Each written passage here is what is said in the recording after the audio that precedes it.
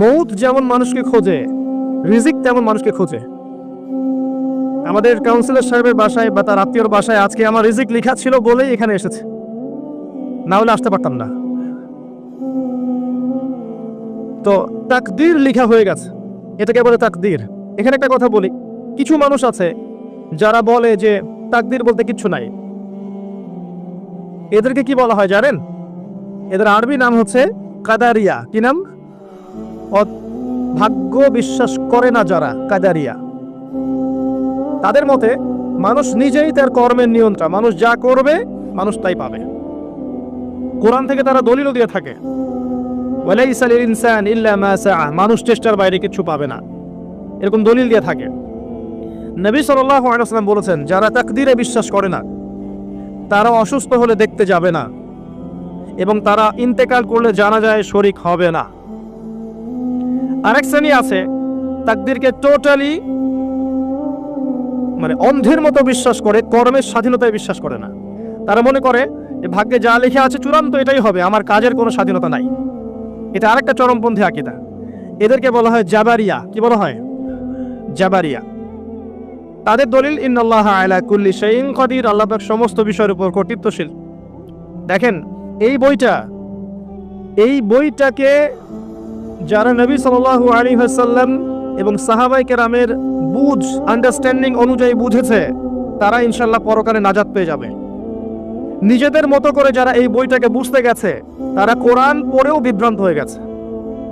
কোরআন পড়েও মানুষ বিভ্রান্ত হতে পারে। ইউদিল্লু বিহি কাসীরা ওয়া ইয়াহদি বিহি কাসীরা। আল্লাহ পাক এর মাধ্যমে অনেককে হেদায়েত দেন, অনেককে আবার পথভ্রষ্টও করে ফেলতে পারেন। কোরআন থেকে দলিল দিয়েই মানুষ পথভ্রষ্ট হয়ে যেতে পারে যদি কোরআনটাকে নবীর বুঝ অনুযায়ী না বোঝে, নিজের মন গড়া বুঝ অনুযায়ী ব্যাখ্যা করে। আচ্ছা, তো এই তাকদীর লেখার পরে আল্লাহ পাক মহাবিশ্ব সৃষ্টি করেছেন 6 দিনে, এবং প্রত্যেক আকাশে, 7 আকাশে আল্লাহ পাক অসংখ্য ফেরেশতা সৃষ্টি করেছেন আগেই। তারা কি থেকে তৈরি?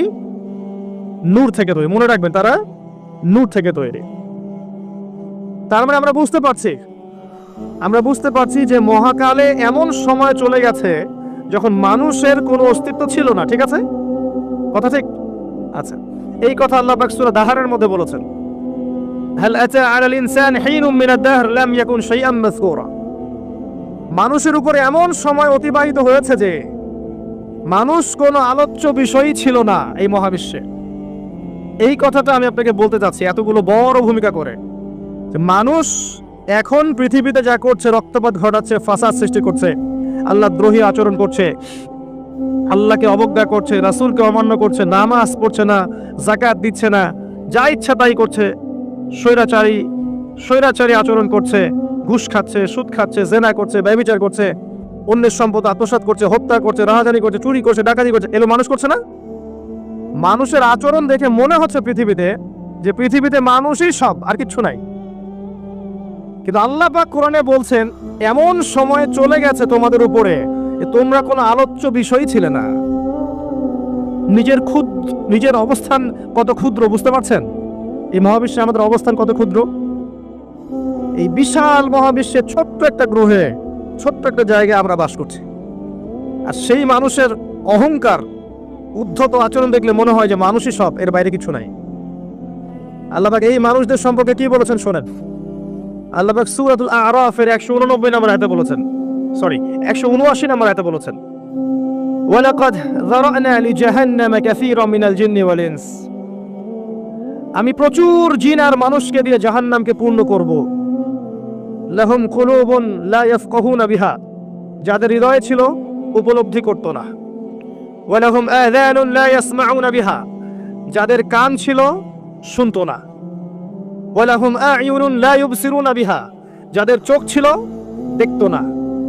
উলাইকা কাল আনআম, এরা ছিল গবাদি পশুর মতো। বাল হুম আদাল, বরং তার চাইতেও নিকৃষ্ট। ওয়া উলাইকা হুমুল গাফিলুন, এবং তারা ছিল গাফেল সম্প্রদায়। আল্লাহ পাক এখানে বলেছেন অগণিত অসংখ্য মানুষকে দিয়ে আল্লাহ পাক জাহান্নাম পূর্ণ করবেন। অপরাধ, চোখ ছিল দেখতো না, কান ছিল শুনতো না, হৃদয় দিয়েছিলাম উপলব্ধি করতো না। আপনি বাইরের চোখ দিয়ে দেখেন না, এই চোখ দিয়ে দেখেন না, এই কান দিয়ে শোনেন না, তাহলে আল্লাহ পাক কোন চোখ আর কোন কানে কথা বললেন বলেন? নিঃসন্দেহে আমাদের হৃদয়ের একটা চোখ আছে না, হৃদয়ের একটা কান আছে না? যারা আল্লাহ দ্রোহী হয়ে যায় তাদের হৃদয়ের চোখ অন্ধ হয়ে যায়, হৃদয়ের কান বধির হয়ে যায়। আর যারা আল্লাহওয়ালা মানুষ তাদের হৃদয়ের চোখ খুলে যায়, হৃদয়ের কান খুলে যায়, সেখানে আল্লাহর নূর আসে, তারা ওই নূর দিয়ে বিশ্বকে দেখতে পারে।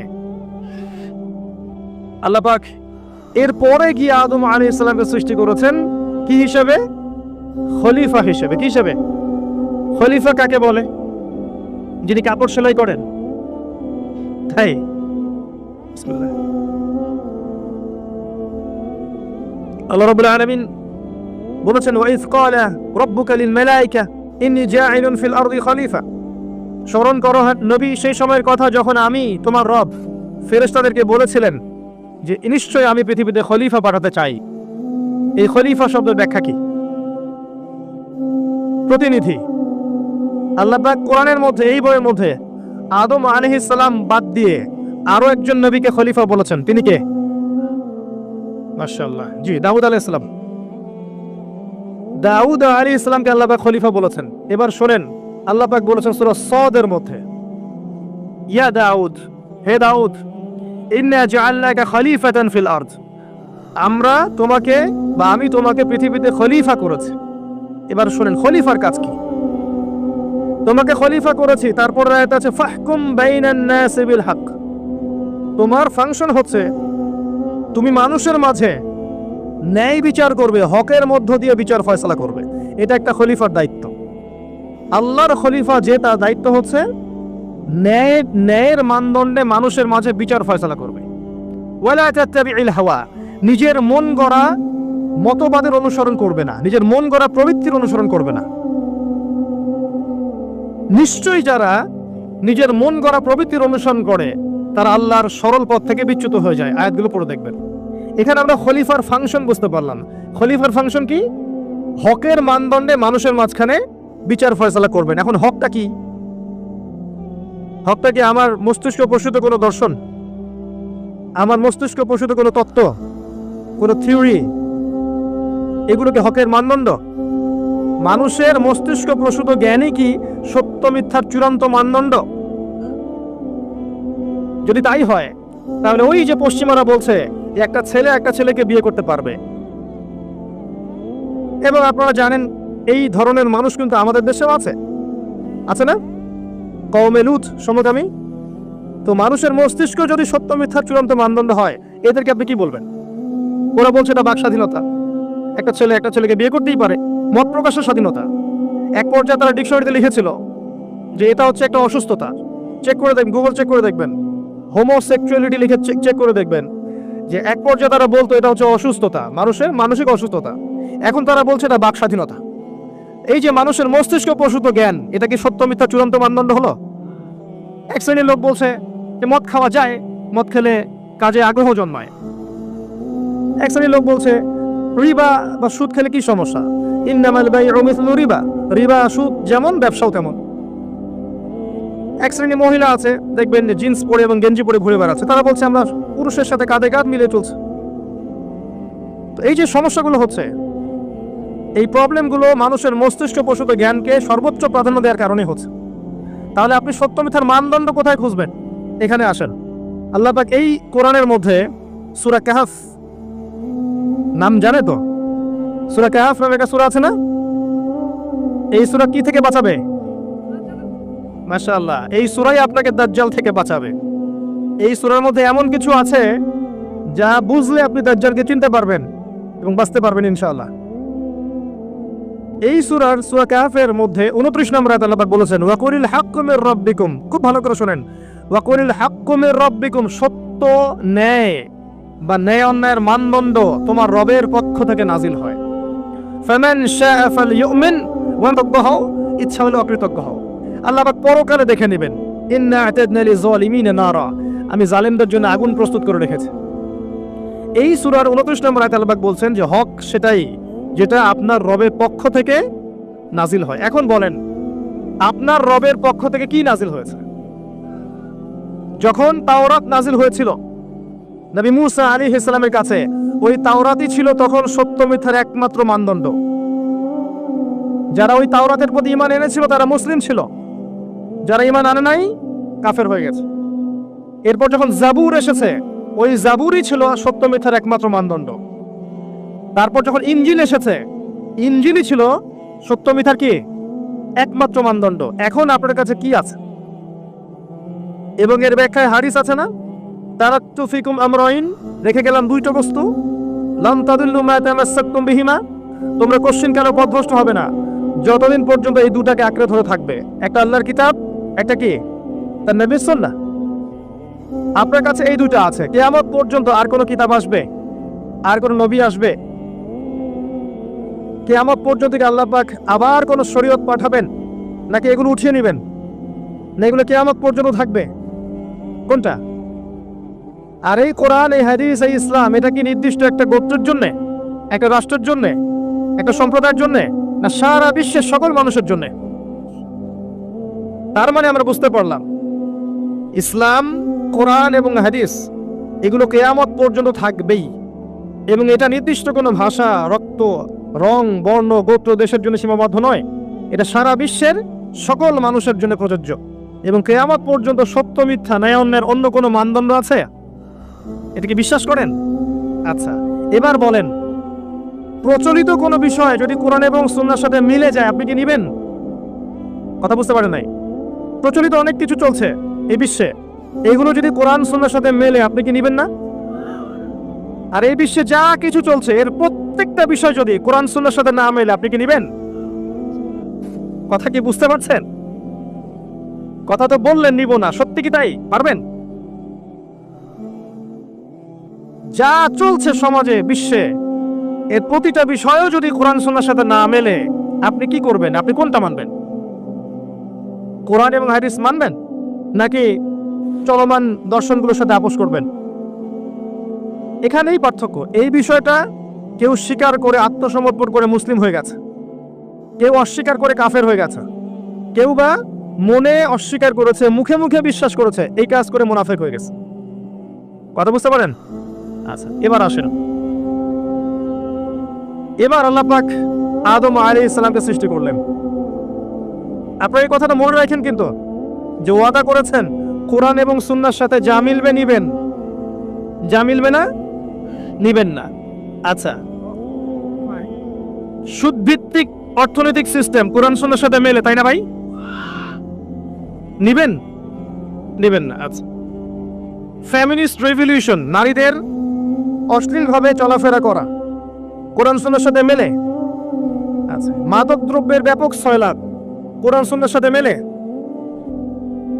মুসলিমদের মধ্যে, তাওহীদের মধ্যে শিরক, এই যে আল্লাহ ছাড়া অন্য কাউকে সেজদা করা, অন্য কারো কাছে দোয়া করা, অন্য কারোর কাছে নজর মানত করা, অন্য কারো কাছে, অন্য কারো জন্য শপথ করা, অন্য কারো কাছে এই যে কুরবানি করা, অন্য কাউকে সেজদা করা, অন্য কারো কাছে দোয়া করা, কোরআন সুন্নাহর সাথে মেলে?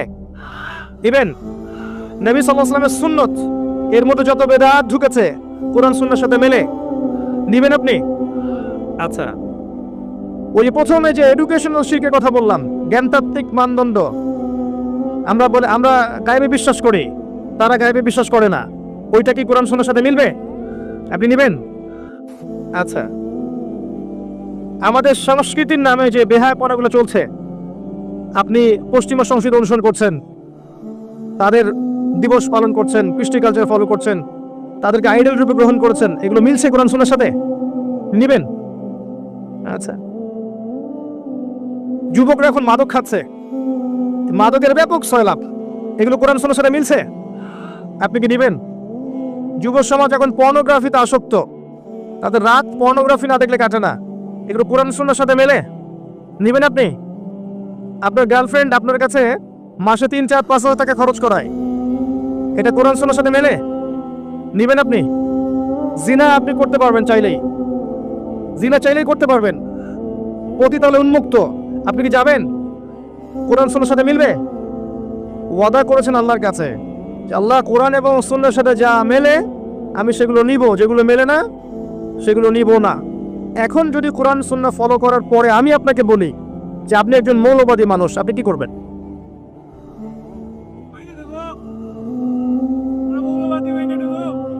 শব্দটার ব্যাখ্যা শোনেন।